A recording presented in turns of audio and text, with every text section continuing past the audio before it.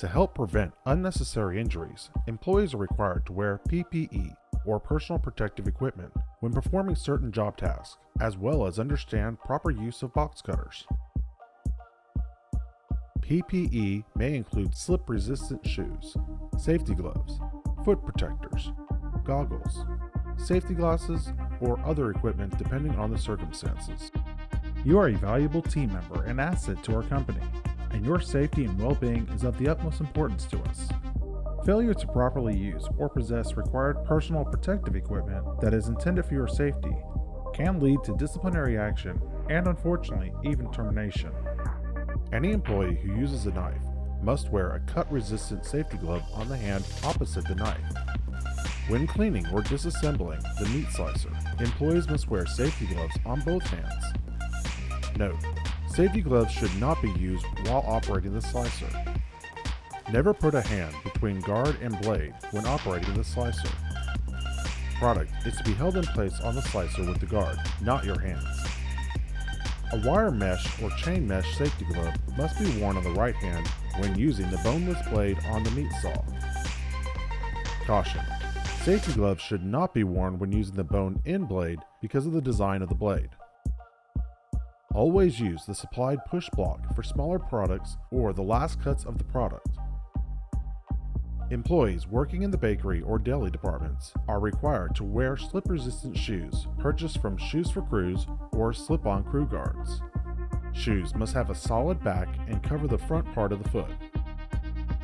Anyone who cleans a fryer, changes oil, or filters oil in a fryer must wear heat-resistant rubber gloves, safety glasses, and a rubber or vinyl apron to reduce the likelihood of being burned by hot oil. Hot pads are to be used when putting product into the oven or when taking products out of the oven. To help prevent injury when using a box cutter, the following safety tips should always be followed. Only Brookshire Brothers issued box cutters are approved for use to open boxes and make tray cuts. The left-handed box cutters are red and the right-handed box cutters are green. Never use box cutters to cut ties when opening plastic totes. Scissors, toenail clippers, or small wire cutters should be used. Never try to catch a falling box cutter. Always keep the box cutter closed with the blade end pointed towards the floor. Always cut away from your body. Never pull the box cutter towards your body when cutting. Always keep fingers out of the blade's path. Keep the blade intact and sharp. Dispose of blades in the yellow blade boxes mounted in the back storage area. The reporting and filling out of forms related to accidents and injuries is an important part of both customer and employee safety. If you have a fatality or severe injury, it must be reported to OSHA within 8 hours of a fatality and within 24 hours of a severe injury.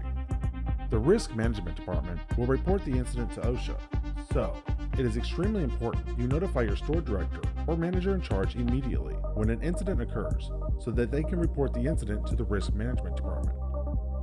If an employee suffers from an amputation or loss of an eye, a fatality, or is hospitalized while at work, the corporate safety director or claims adjusters in the risk department need to be notified immediately. Employees must report all injuries and accidents to their store director and or manager in charge within 24 hours, no matter how minor the accident. The injured employee must fill out, sign, and date an injury report form, also known as the initial claim form, within 48 hours of the injury. A manager must complete a job injury investigation report.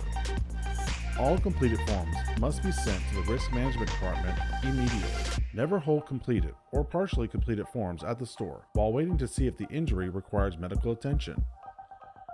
Any employee that witnesses a customer incident should immediately inform a member of management. While we cannot require customers to report accidents, managers are still required to fill out a customer incident report on any customer that has an accident, becomes injured, or has personal property damaged while on company premises. The incident report should be sent to the Risk Management Department immediately after it is completed.